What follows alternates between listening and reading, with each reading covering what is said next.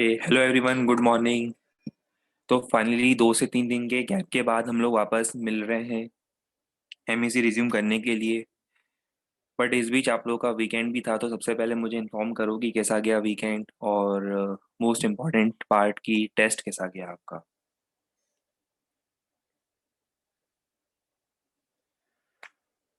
और एक होमवर्क भी दिया था शायद मैंने साथ में आपको, बिगनर बॉक्स 5 टेस्ट के बाद एक छोटा सा होमवर्क था, बिगनर बॉक्स नंबर 5।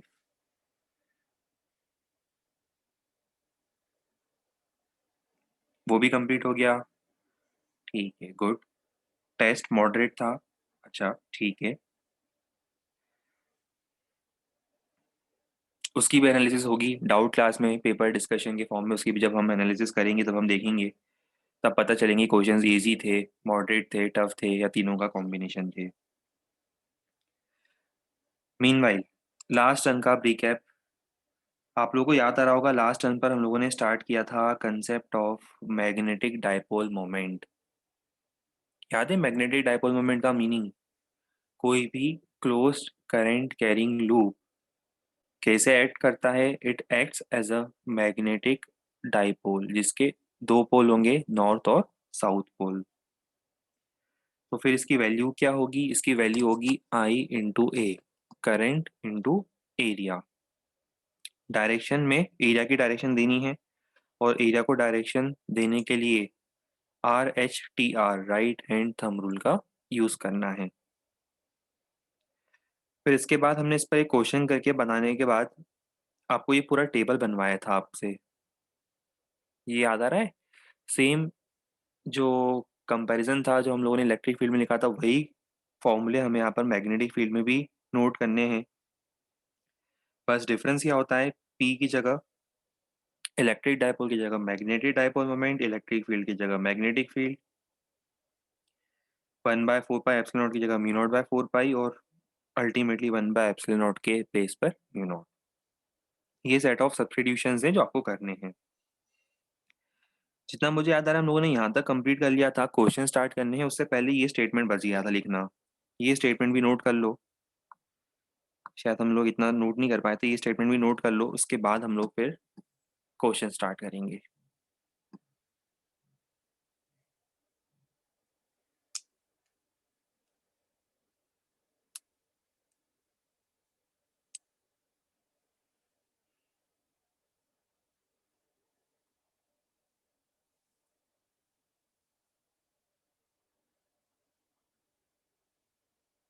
याद आ रहा है एन टर्न्स के लिए मैंने आपको डिस्कस करके बताया था, एन टर्न्स के लिए हमें क्या करना है?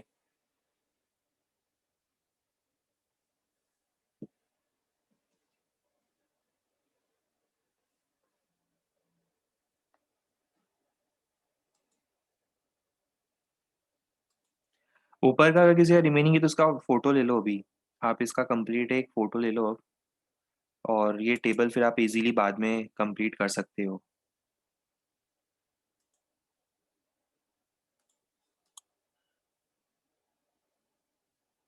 ठीक है। ये नोट करने के बाद ये अलग से stand alone point N turns के लिए, हर एक चीज में क्या करना है, एन मल्टीप्लाई करना है। जहां जहां पे एम आ रहा है वहां पे एम में आई ए की जगह एन आई होगा। तो टॉर्क में जैसे एम बी साइन थीटा था, तो एम कितना होगा, एन आई ए। तो N I A B sine theta is torque. अच्छा, ये जो ये वाला टर्म है ना, मैं अभी से बता रहा हूँ, इसका यूज हम लोग आगे जाकर जनरेटर पढ़ेंगे। एसी में अल्टरनेटिंग करंट में जनरेटर का कंसेप्ट पढ़ेंगे, तब हम लोग ये फॉर्मूला यूज करेंगे, N I A B sine theta. तो अभी से आप लोग इस फॉर्मूले को देख चुके हो, टॉर्क के फॉर्मूले को। अब इस पर बारी है क्वेश्चंस की। हो जाओ शुरू।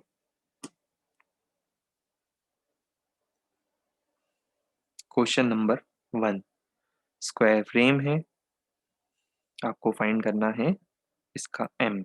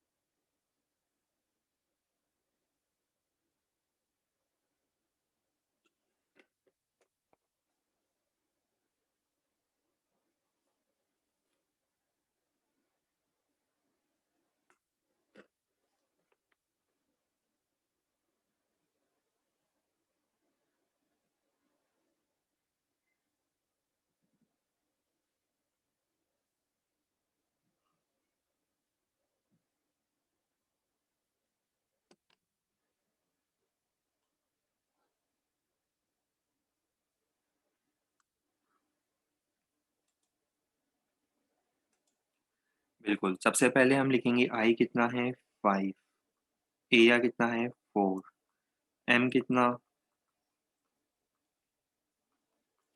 डायरेक्शन राइट हैंड लगाओ, right hand palm rule, sorry right hand thumb rule, fingers को कर्ल करो, राइट हैंड के चारों फिंगर्स को कर्ल करो along the direction of current, तो थंब आ रहा है आउटवर्ड्स मतलब पॉजिटिव साइड। 20 के cap, unit ampere metre square.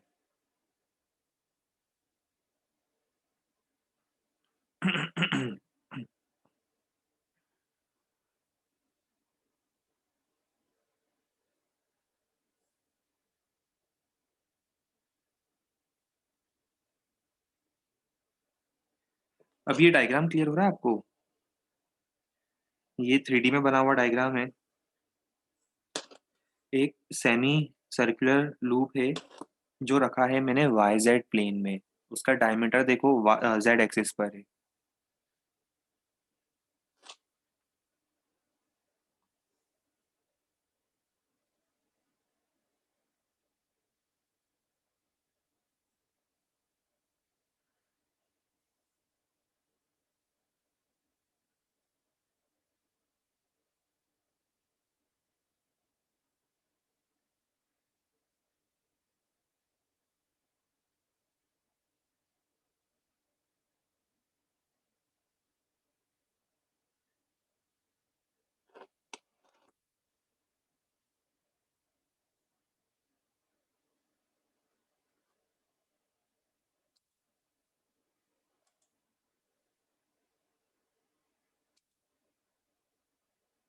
हाँ वो सेमी सर्कल है, सेमी सर्कुलर लूप है।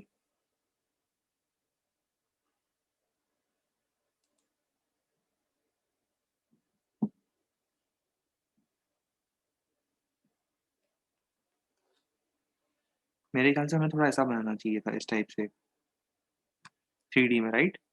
3D में अगर बनेगा तो वो कुछ इस टाइप का इफेक्ट आना चाहिए था उसमें।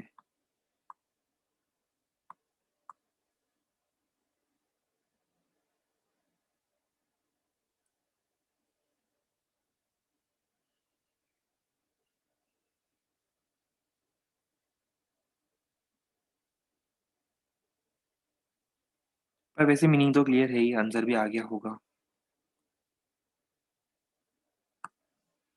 Area pi R square by 2, pi into 9/2, और करंट 2 एम्पियर, तो मैग्नेटिक मोमेंट आई इंटू ए,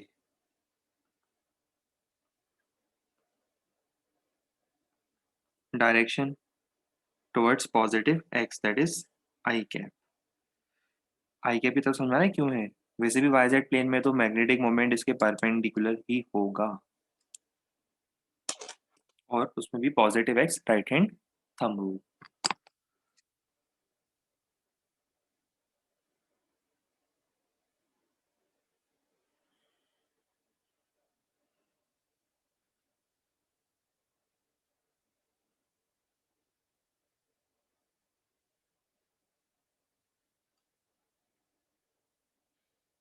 आओ और क्वेश्चन निपटाएं।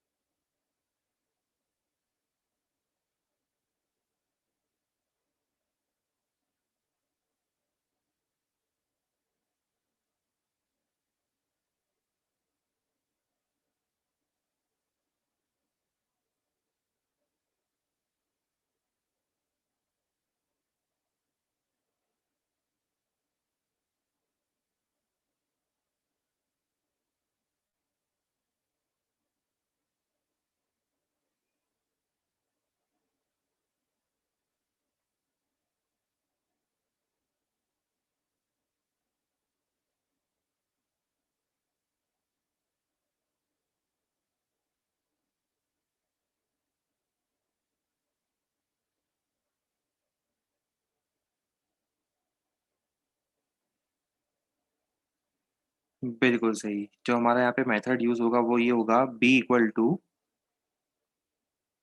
सेंटर पर फील्ड कितनी होती है, mu not I bye 2r। Circular loop के सेंटर पे फील्ड कितनी होती है, यहाँ से करंट निकाल लो। करंट आने के बाद मैग्नेटिक डायपोल मोमेंट क्या हो जाएगा, मैग्नेटिक डायपोल मोमेंट हो जाएगा आई इंटू ए। आई कितना है, 2 br by mu naught, and area is pi R square. ये आपका आंसर भी आ गया है।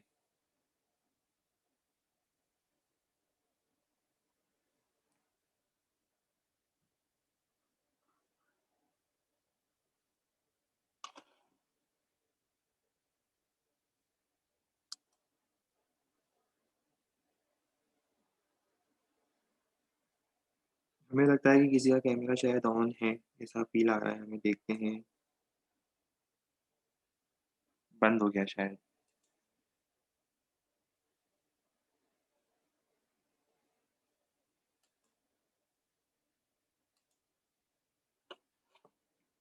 हाँ, तो एरिया के टर्म्स में रखना पड़ेगा ना, ये आंसर फाइनल थोड़ा ना, ये सेमीफाइनल आंसर है अभी। अभी मैं फाइनल आंसर निकालूंगा, वो किसी ने कैमरा ऑन किया था ना, तो मेरा पूरा ध्यान उधर चला गया। तो ये एरिया ए लिखा है ना, तो अब क्या करूंगा मैं, अभी मैं आगे सॉल्व करूंगा ना। पाई आर स्क्वायर इज ए। मैं वही तो बोल रहा था आप लोगों की, पाई आर स्क्वायर ए है। तो इसको ए ही रहने दो। और ये जो आर लिखा है, आर हो जाएगा root of A by pi. ये जो आर है ना, इसको उठा के यहाँ भी रख देना। ये रखना आपको है, कैलकुलेशन पार्ट आपको ही करना है। इसके बाद जो रिजल्ट आएगा वो फाइनल रिजल्ट है, ये सेमी फाइनल रिजल्ट था। ठीक है।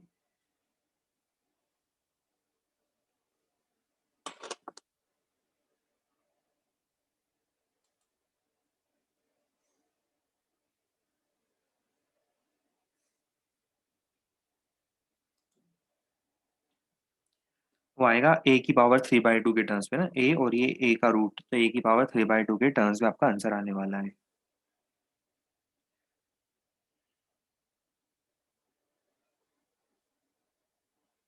अब ये का रूट है।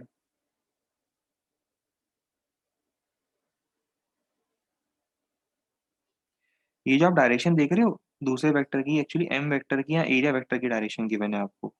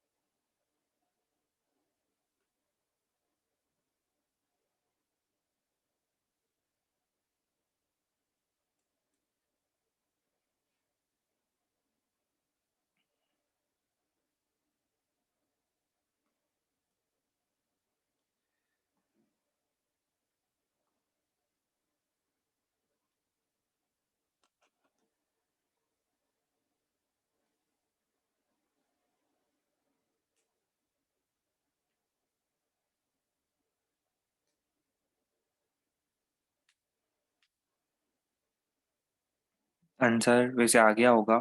फॉर्मूला हमारे पास ऑलरेडी लिखा हुआ है पोटेंशियल एनर्जी का। कितना था?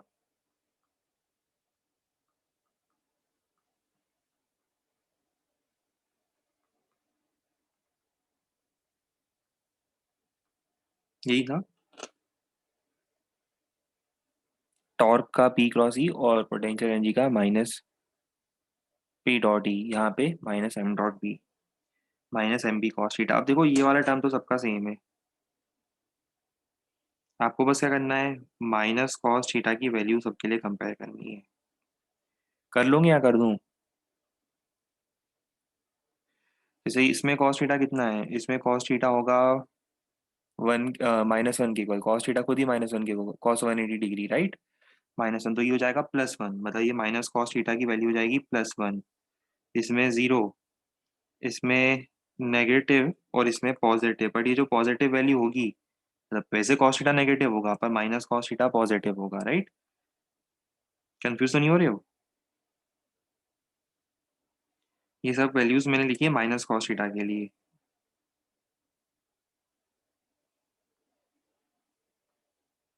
ये सब माइनस कॉस थीटा की वैल्यूज हैं। इसमें सबसे सबसे ज्यादा कौन सी है? वन, फिर फोर, फिर टू, फिर थ्री। अगर मैंने कुछ गलत कर दिया हो तो बता भी देना।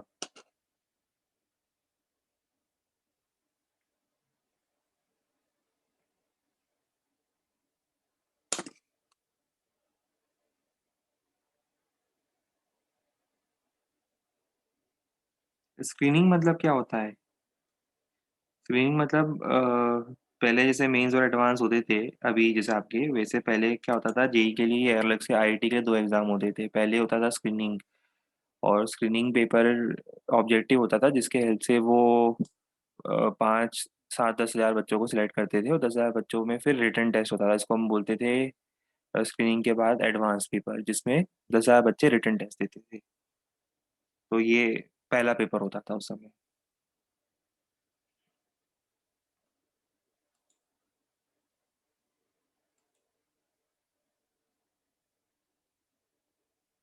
चार्ज है, घूम रहा है गोल गोल। फाइंड करो magnetic moment of circular path.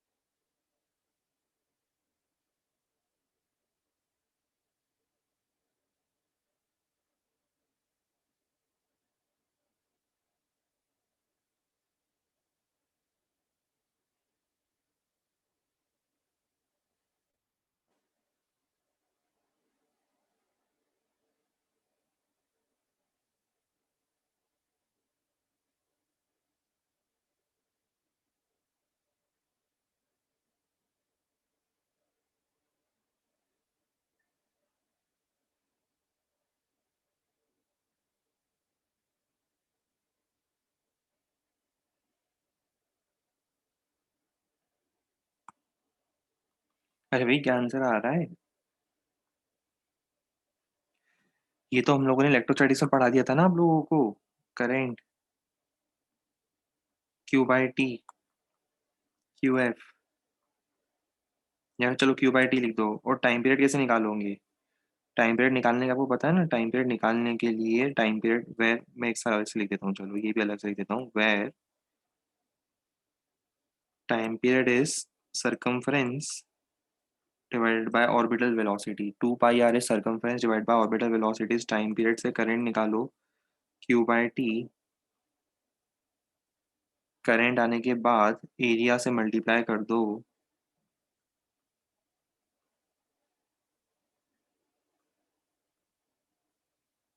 Area कितना? Pi R square. मल्टीप्लाई करके सॉल्व करने पर क्या रिजल्ट आएगा?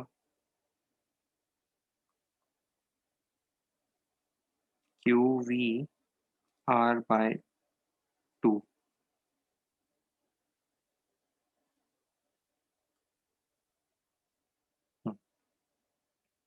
ये रिजल्ट आना चाहिए, कैलकुलेशन चेक कर लेना बस एक बार मेरा।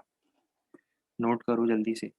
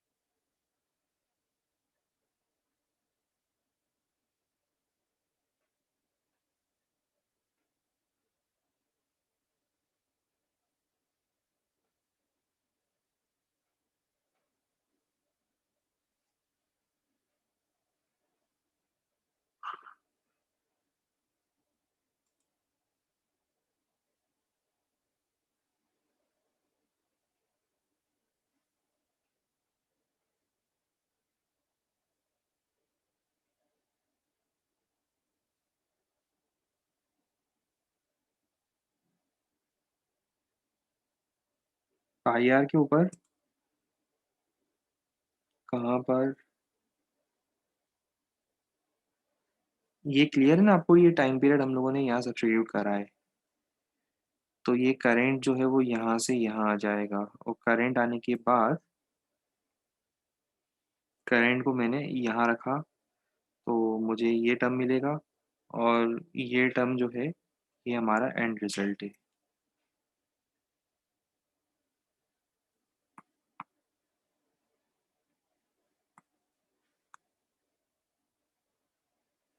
अब करो try.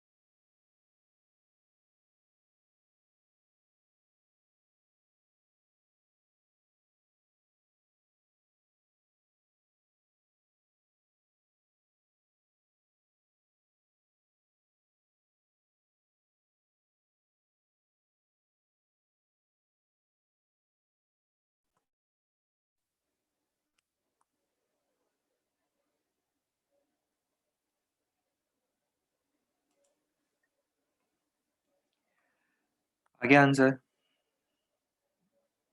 Magnetic moment I into A, current Q/T into A, और Q क्या होगा, चार्ज ऑफ इलेक्ट्रॉन, और 1 by time period is frequency, into area कितना होगा, πr²। एरिया की जगह मैं लिख देता हूँ πr²। बस अब इसके आगे मैं आपकी इतनी सी हेल्प करता हूँ कि इस फाइनल एक्सप्रेशन के अंदर आपको क्या क्या रखना है वो मैं बता देता हूँ। कैलकुलेशन तो आपको ही करना पड़ेगा। 1.6 into 10⁻⁻19, frequency number of complete revolutions पर सेकेंड, ये फ्रीक्वेंसी दी हुई क्वेश्चन में आपको। पाई की वैल्यू पता है, आर कितना है, 0.529 या 528 इंटू 10⁻⁻10। ये सब कुछ रखने के बाद,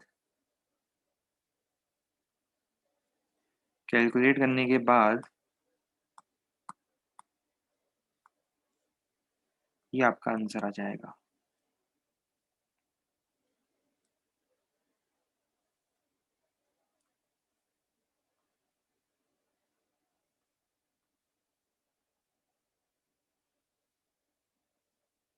ये फाइनल रिजल्ट होना चाहिए कैलकुलेशन का।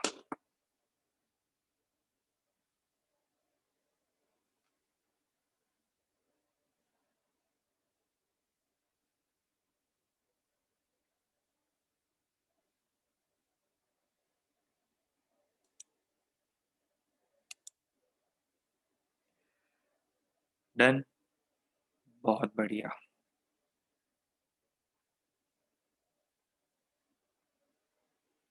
अब ये ट्राई करके बताओ फिर।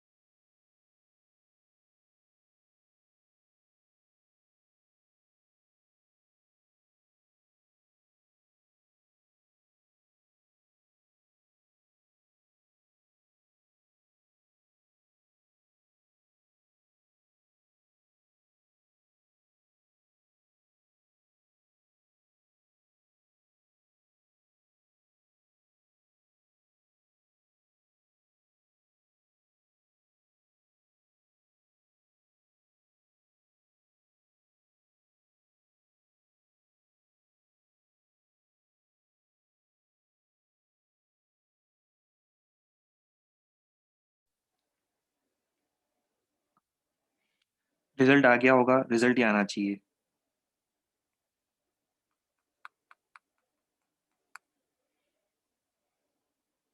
रिजल्ट हमने मिसटाइप कर दिया, दूसरे क्वेश्चन का आंसर लगा दिया यहाँ पर। सॉल्व करके देख लेते हैं क्या आना चाहिए। देखो, एक नॉन कंडक्टिंग रिंग है, रेडियस आर की।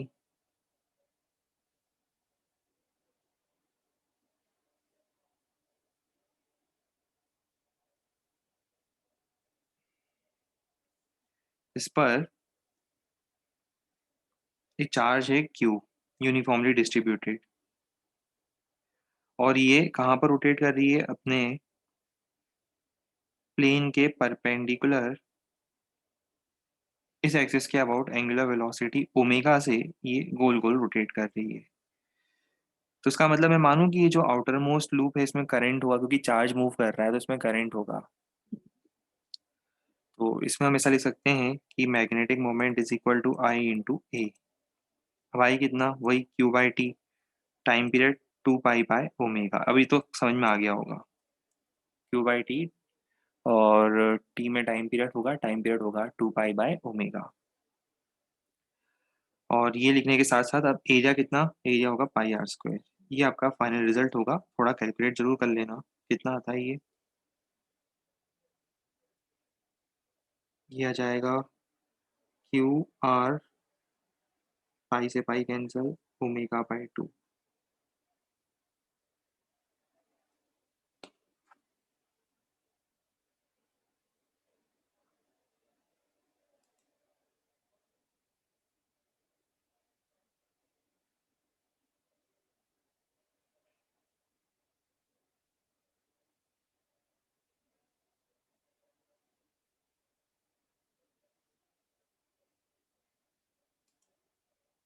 हाँ हाँ, वो आर स्क्वायर ही लिखा है हमने, आर आर थोड़ा लिखा है, आर क्यों आएगा? वो देखो ना, आर स्क्वायर ना ऊपर।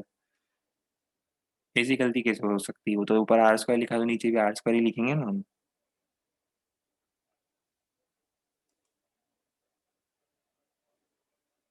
पेरीफेरी का मतलब क्या है? पेरीफेरी मतलब ये जो चार्ज है वो कहाँ दिया हुआ है? पेरीफेरी पर दिया हुआ है, मतलब यहाँ पे दिया हुआ है।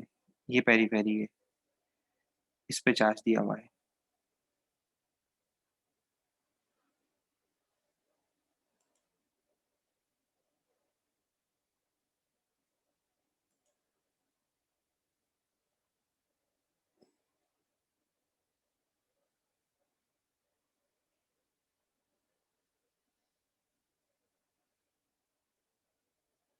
अब ये ट्राई करो।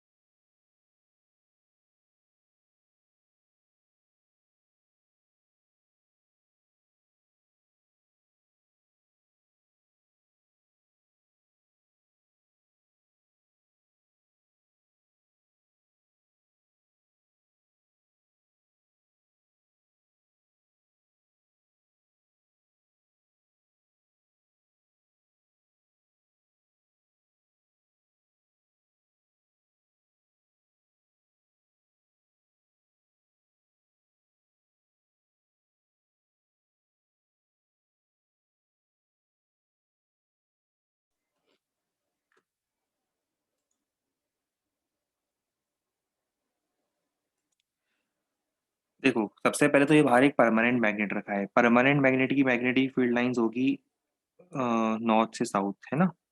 तो ये जो फील्ड लाइंस होगी ये इसी प्लेन में है, ये ये वाली फील्ड लाइंस। और बी दिया हुआ है आपको 0.2। और आपको इस लूप पे टॉप फाइंड करना है। अब इस लूप का मैग्नेटिक मोमेंट निकालता हूँ मैं। इस लूप का मैग्नेटिक मोमेंट निकालने के लिए इस लूप का आई कितना है, 2। एरिया कितना है, एरिया होगा 10 × 8, 80। 80/10⁴। ठीक है, सेंटीमीटर का मीटर में कन्वर्जन। एरिया 10 × 8, 80/10⁴। अच्छा, ये जो उसका मैग्नेटिक मोमेंट आएगा I × A,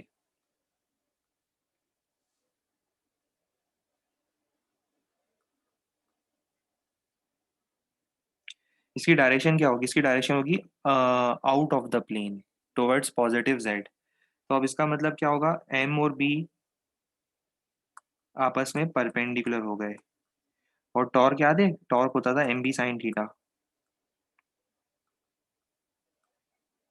मतलब यहाँ पर हो जाएगा MB sin 90 degree. sin 90 degree 1 तो आपको डायरेक्टली M × B करना है, तो 160/10⁴ इंटू बी कितना, 0.2।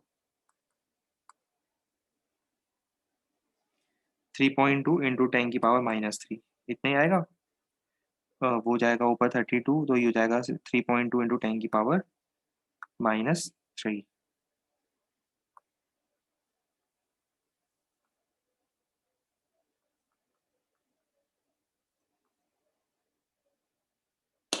ये आंसर आना चाहिए।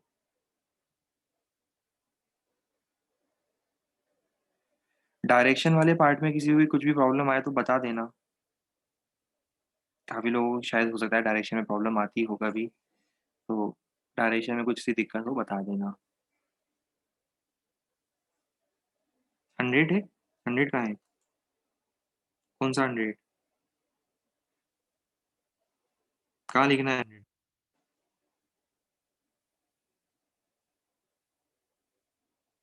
कहीं कुछ कैलकुलेशन मिस्टेक हो गई क्या।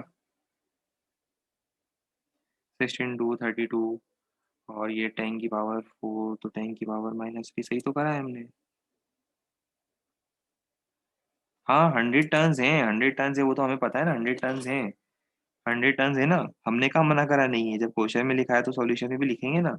कर रहे हैं हम यहाँ पे बताना चाह रहे थे आपको कि ये कॉमन मिस्टेक जो स्टूडेंट्स करते हैं, ये हमने ऐसा सीक्वेंस क्यों फॉलो करा। हम ये बताना चाह रहे हैं कि एग्जाम में ये कॉमन मिस्टेक है जो आप करते हो, जो आपको नहीं करना है। ये हमारा एम था इस क्वेश्चन को सॉल्व करने के लिए। अब यहाँ पर हमने आपको जैसा कि बताया था कि एन टर्न्स है, अगर ये सिंगल टर्न के लिए कैलकुलेशन हुआ है, अगर ऐसे ही एन टर्न्स तो आप क्या करोगे, एन से मल्टीप्लाई करोगे। यही तो मैं सिखाना चाह रहा था आपको कि यहाँ पे एन से मल्टीप्लाई करना है। तो एन से मल्टीप्लाई करोगे तो क्या होगा, हर जगह मल्टीप्लाई करना पड़ेगा। और हर जगह मल्टीप्लाई करने के बाद अब सब कुछ हटा दो, एक काम करो, ये आ जाएगा 0.32।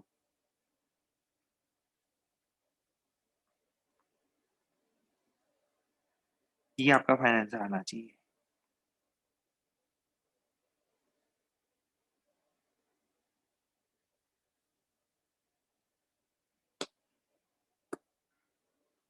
देखा, हम तो आपको कब से बोल ही रहे थे 100 आएगा।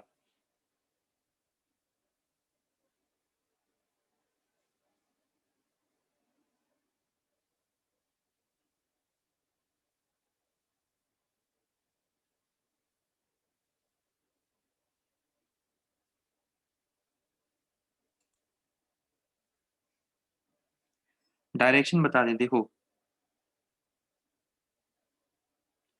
डायरेक्शन आप ऐसे समझो कि मैग्नेटिक फील्ड है नॉर्थ से साउथ, मतलब ये पॉजिटिव एक्स एक्सिस की तरफ है। और ये करंट देखो, इस लूप में करंट जा रहा है एंटी क्लॉकवाइज, तो इस लूप के कारण जो एरिया वेक्टर होगा वो होगा outward. Right hand thumb rule आगे देखो, एरिया होगा आउटवर्ड मतलब पॉजिटिव जेड। तो फील्ड है पॉजिटिव एक्स, एरिया है पॉजिटिव जेड, हो गया एंगल 90 डिग्री। बस यही तो एंगल की जरूरत थी मुझे यहाँ पर। Between M and B angle is 90 degree. तो इसलिए अब हम क्या कर सकते हैं, sin 90 डिग्री 1 लिख सकते हैं।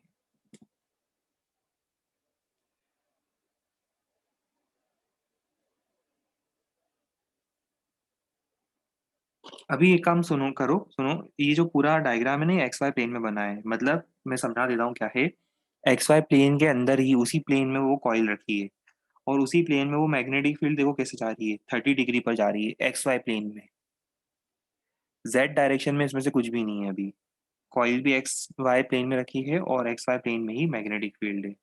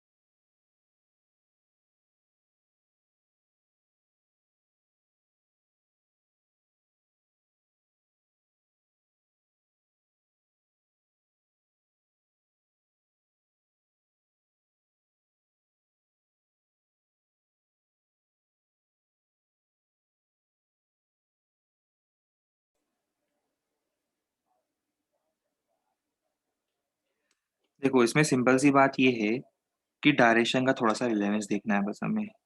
आई दिया है 2, और रेडियस दिया है 5, तो क्या हम इसके हेल्प से एम निकाल सकते हैं? एम कितना हो जाएगा? आई इंटू ए।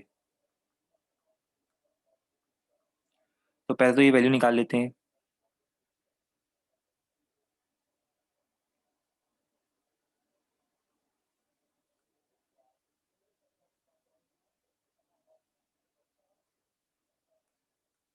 ये एरिया आ गया। अब मैग्नेटिक मोमेंट तो आ गया फर्स्ट पार्ट हमारा, सॉरी एरिया नहीं, मैग्नेटिक मोमेंट आ गया हमारा, फर्स्ट पार्ट हो गया। फर्स्ट पार्ट में कोई दिक्कत नहीं है, हमारा मैग्नेटिक मोमेंट का आंसर आ चुका है फाइनल, राइट। अब अपन बात करते हैं टॉर्क की।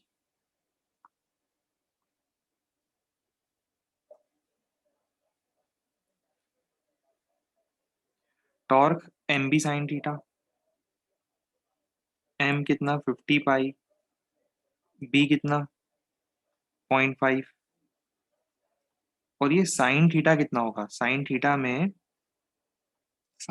होगा 90 डिग्री। अब ये 90 डिग्री क्यों, 30 डिग्री क्यों नहीं? क्योंकि देखो आपको समझ में आ गया होगा 90 डिग्री क्यों, क्योंकि आप देखो आपको डायरेक्शन किसकी देखनी है, मैग्नेटिक फील्ड और मैग्नेटिक मोमेंट के बीच की। मैग्नेटिक मोमेंट कहाँ है, मैग्नेटिक मोमेंट अगर एंटी क्लॉकवाइज करंट है तो मैग्नेटिक मोमेंट होगा आउट ऑफ द प्लेन, मतलब जेड एक्सिस की तरफ।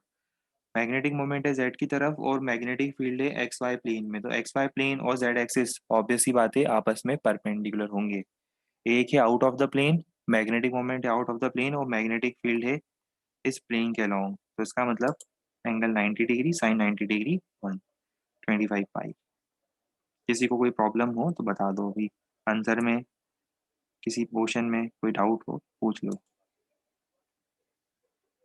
120 डिग्री नहीं, ये देखो जेड एक्सिस समझते हो, जेड एक्सिस देखो कहाँ होगी, स्क्रीन के बाहर आ रही होगी, स्क्रीन के बाहर आपकी तरफ आ रही होगी, और मैग्नेटिक फील्ड है एक्स वाई प्लेन में। निकाल के देखो एंगल कितना होगा।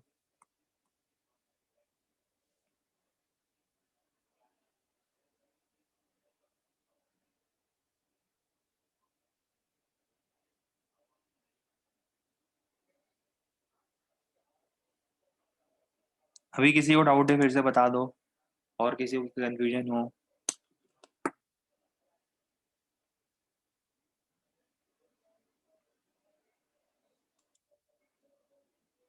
90 डिग्री वाला कंफ्यूजन अभी भी नहीं है? अच्छा देखो आप बता देते हैं, देखो पगलू, ये ये डायग्राम देखो तुम,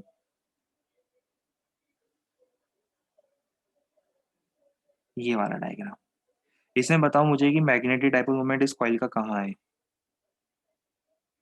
इधर है। अब ये कॉइल के प्लेन में, ये कॉइल का प्लेन दिख रहा है, इस कॉइल के प्लेन में मैग्नेटिक फील्ड कहीं भी हो, इस कॉइल के प्लेन में मैग्नेटिक फील्ड कहीं भी हो, अगर इसके प्लेन में है, प्लेन समझ रहे हो, इसके प्लेन में अगर कहीं भी मैग्नेटिक फील्ड है, तो इस मैग्नेटिक फील्ड में और ये मैग्नेटिक मोमेंट में एंगल कितना होगा, 90 डिग्री होगा। अच्छा अब एक काम करो, इसी डायग्राम को रेफरेंस लो, ये जो डायग्राम हमने बनाया है ना, इसी डायग्राम को आप रेफरेंस लो, ठीक है, नॉर्थ साउथ पोल ध्यान रखो। अब इसी कॉइल को अगर मैं सामने रख दूं ऐसे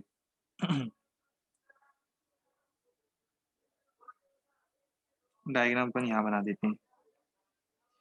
मान लो कि इस रीजन में मैग्नेटिक फील्ड है इधर, ये कौन सा प्लेन है, एक्स वाई प्लेन है, इसी प्लेन में फील्ड है, ठीक है। और कॉइल को भी मैं रख देता हूँ इसी प्लेन में सीधा ऐसा यूं, और करंट जा रहा है ऐसा। अब बताओ ये कॉइल अगर वर्टिकल थी, इस टाइप से रखी थी, तो ये फील्ड वर्टिकल थी, मतलब ये मैग्नेटिक मोमेंट वर्टिकल था। अब बताओ जरा इसका मैग्नेटिक मोमेंट कहाँ होगा, आउटवर्ड्स, आउटवर्ड मतलब समझते हो, पॉजिटिव जेड, पॉजिटिव जेड मतलब आपकी तरफ। अब वो पॉजिटिव जेड स्क्रीन के परपेंडिकुलर है और मैग्नेटिक फील्ड स्क्रीन के अलोंग है, तो एंगल कितना होगा। ये ना, ये एक्चुअली ये वाला जो कंसेप्ट है ना, ये आप लोग इंजीनियरिंग के फर्स्ट ईयर में पढ़ोगे। ये जो कंसेप्ट होता है ना 90 डिग्री के एंगल का, ये आपको इंजीनियरिंग फर्स्ट ईयर में पढ़ाया जाएगा।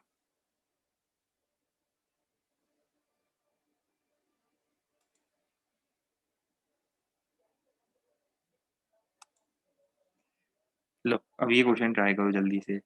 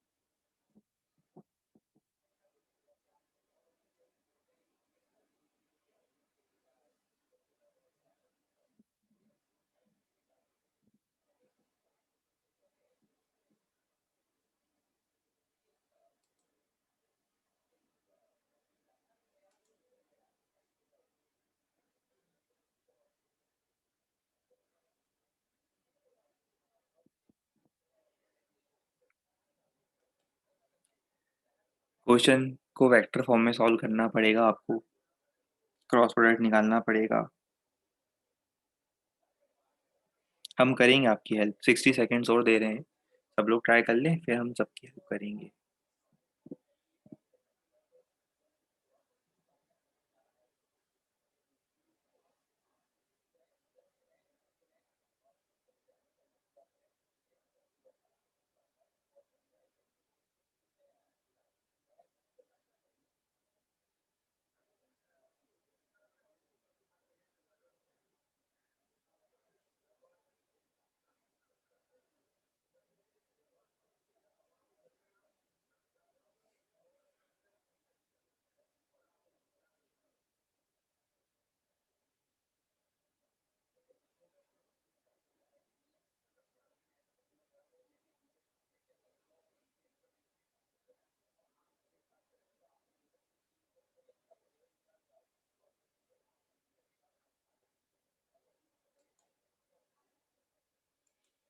आओ अब आप और हम मिलकर इस क्वेश्चन को सॉल्व करें। देखो, सबसे पहले तो मुझे बस ये जो आपने एरिया लिया है, ये वाला एरिया,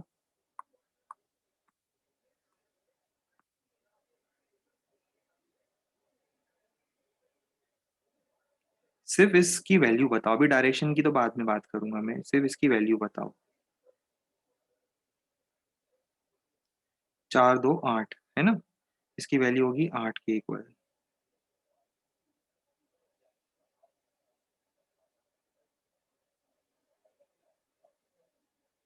ये जो एरिया आपने लिया है इसकी वैल्यू है 8 के इक्वल। अब मैं बात करता हूँ इसके डायरेक्शन की, जो कि सबसे ज़्यादा इंपॉर्टेंट है इस क्वेश्चन को सॉल्व करने के लिए। अच्छा, अगर थोड़ी देर के लिए मान लो मैं आपको क्वेश्चन इस तरह से न देते हुए ये वाला क्वेश्चन दिया होता, एक्स वाई जेड, और मान लो कि मैंने यहाँ पर ये कॉइल, ये जो लूप है, इसको एक्स वाई प्लेन में रखा होता, और इसमें से करंट बिल्कुल इसी तरह से जा रहा होता जैसा इस क्वेश्चन में दिखाया है मैंने। बस मुझे बताओ कि इस केस में इसका एरिया वेक्टर कहाँ होता? पॉजिटिव साइड की तरफ। बोल दो, अरे जल्दी बोल दो ना, पॉजिटिव साइड की तरफ होगा ना। वो याद करो, फिंगर्स को कर्ल करो, अभी बताया था ना इतने सारी चीजों में, हर बार बता रहे हैं। कर्ल करो तो थंब जा रहा है पॉजिटिव साइड की तरफ, पॉजिटिव साइड की तरफ था। अब मान लो मैंने इसी कागज को, इसी प्लेन को 30 डिग्री टर्न कर दिया। अगर मैं इसको 30 डिग्री टर्न करूंगा तो जो मैग्नेटिक मोमेंट होगा वो भी क्या होगा, वो भी साथ में जेड एक्सिस से 30 डिग्री टर्न चला जाएगा। पहले जो जेड एक्सिस की तरफ जाना चाहिए था वो अब जेड एक्सिस से 30 डिग्री पर चला जाएगा, देख लो आराम से, समझ जाओ।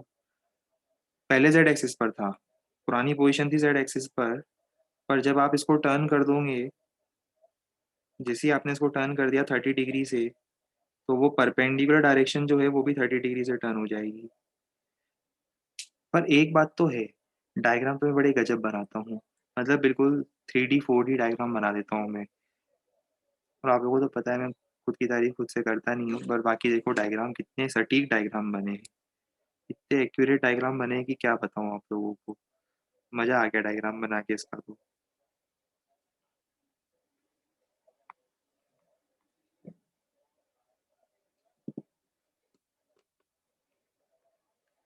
अब इस बात को भी समझने की जरूरत है कि ये जो एरिया वेक्टर निकाला है मैंने, इसको अगर मैं वेक्टर फॉर्म में लिखना चाहता हूँ, एरिया जो कि है 8, इसे कंपोनेंट निकालना आते हैं, ए कॉस 30 ए साइन 30, तो एरिया वेक्टर क्या हो जाएगा पता है? माइनस ए साइन 30, एक्स एक्सिस की तरफ, नेगेटिव एक्स की तरफ है ना, प्लस ए कॉस 30 के कैप। देख लो एक्स जेड प्लेन में है, वाई कंपोनेंट है ही नहीं। अगर ये समझ गए ना तो आगे क्वेश्चन तो आप खुद ही निपटा लोगे, मेरी जरूरत ही नहीं पड़ेगी क्वेश्चन में। बस ये समझ के बता दो। किसी को अगर ये क्लियर नहीं हुआ है कि एरिया को रिजॉल्व कैसे करा, एग्जैक्ट प्लेन के इस एरिया को रिजॉल्व कैसे करा, तो अभी बता दे।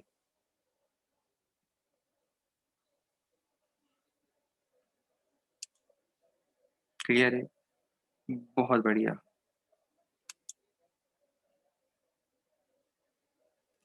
मतलब ये एरिया कितना आएगा?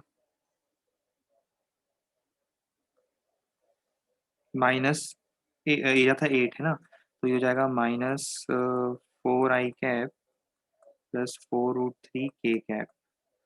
अब एरिया वेक्टर मिल गया। करंट कितना है 5, करंट से मल्टीप्लाई कर दो तो एम वेक्टर कितना होगा आई इंटू ए करो, 5 से मल्टीप्लाई करो तो कितना हो जाएगा -20 प्लस 20√3 के कैप। आगे मैं आपकी हेल्प नहीं करूंगा, रीजन भी है उसका। देखो एक बार एम आ गया, एक और आपको बी पता है, तो आपको पता है ना क्रॉस प्रोडक्ट कैसे निकालते हैं। मैं यहाँ लिख देता हूँ फाइनल आंसर क्या आना चाहिए। फाइनल आंसर होगा एम क्रॉस बी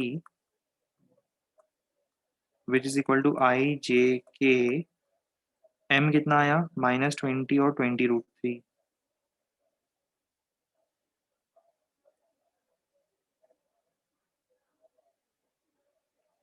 है ना, -20 0 और 20√3। और बी कितना है 213। ये मैं अब आपकी हेल्प नहीं करूंगा ना, ये डिटरमिनेंट मैट्रिक्स जो भी होता है उसको आप सॉल्व करना अच्छे से जानते हो। अब इसको आपको सिर्फ ओपन करने का काम दिया है मैंने, कर लोगे ये ओपन, ये आंसर है आपका। फिर आपको ये भी पता है कि मैग्नीट्यूड निकालना हो तो क्या करेंगे, जो भी रिजल्टेंट आएगा, जो भी एम क्रॉस भी आएगा उसका मैग्नीट्यूड कैसे निकालोगे वो भी आपको पता है। ये टॉर्क है वेक्टर फॉर्म में।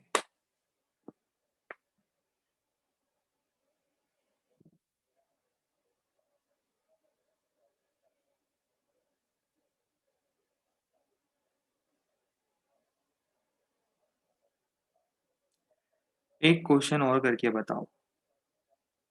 ये लूप दिख रहा है,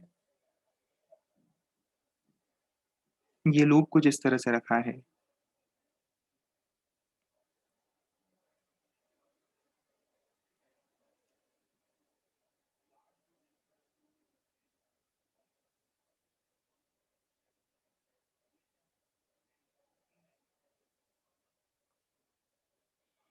XYZ। करंट है इसमें आई। थोड़ा पार्ट नीचे इस एग्जैक्ट प्लेन में रखा है, समझने की कोशिश करना, थोड़ा पार्ट इस एग्जैक्ट प्लेन में रखा है, ये दिख रहा है मुझे। और बचा हुआ पार्ट कहाँ रखा है, बचा हुआ पार्ट हमने ये यहाँ रखा है। सेम हो जाएगा कलर, ये दिख रहा होगा आपको, ये यहाँ पर इस प्लेन में रखा है। अब आप समझ जाओ इससे क्या करना है आपको। अब मैं ये डायग्राम में से सारी चीजें रिमूव कर रहा हूँ, ठीक है। ये ओरिजिनल क्वेश्चन था, अब करो ट्राई।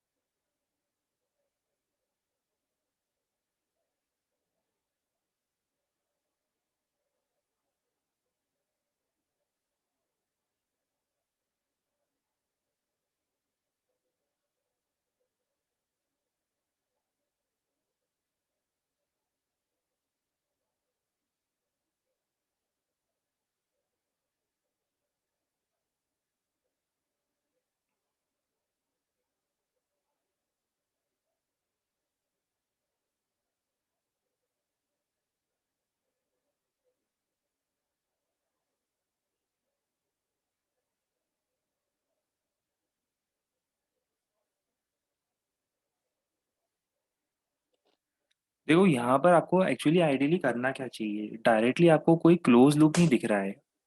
वो बड़ा सा क्लोज लूप जरूर है पर एक प्लेन में क्लोज लूप नहीं दिख रहा है। पता है इसमें हम एक केयरफुली काम क्या करेंगे, केयरफुली काम ये करेंगे कि दो वायर्स और लगा देंगे। देखो सब इसको आप ऐसे समझो, अ, ये करंट जा रहा है इस टाइप से, राइट। अब ये क्लोज लूप कहाँ हुआ अभी, तो एक काम करो ना, इस लूप को क्लोज कर दो। इस लूप को क्लोज करने के लिए आपको करंट फ्लो करवाना पड़ेगा नीचे। ठीक है, लूप क्लोज हो गया। अब ऊपर वाला लूप देखो, ऊपर वाले लूप में करंट कैसे फ्लो कर रहा है, ऊपर वाले लूप में करंट फ्लो कर रहा है ऐसे। पर इस अप्रोच का फायदा पता है क्या है, अल्टीमेटली आपने सेंटर पर दो वायर लगा दिए, एक में से करंट नीचे जा रहा है, एक में से करंट ऊपर जा रहा है। मैं बात कर रहा हूँ इस रीजन की, देखो मैं हाईलाइट कर देता हूँ। मैं बात कर रहा हूँ इस रीजन की, इस रीजन को देखो जिसकी मैं बात कर रहा हूँ, एक करंट नीचे जा रहा है, एक करंट ऊपर जा रहा है। दोनों एक दूसरे को कैंसिल कर देंगे।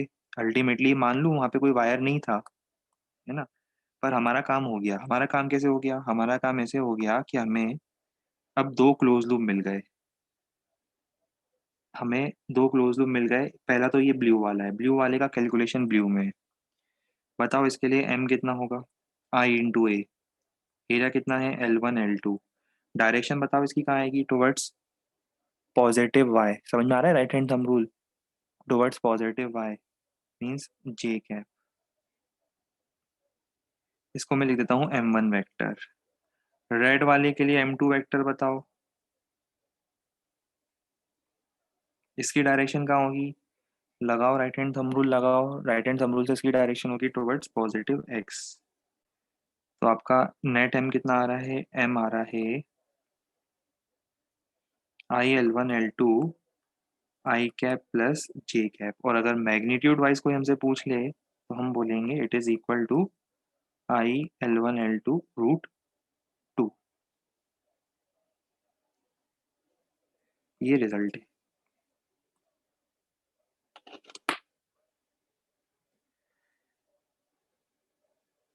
पूरा खेल हर क्वेश्चन में डायरेक्शन का ही है।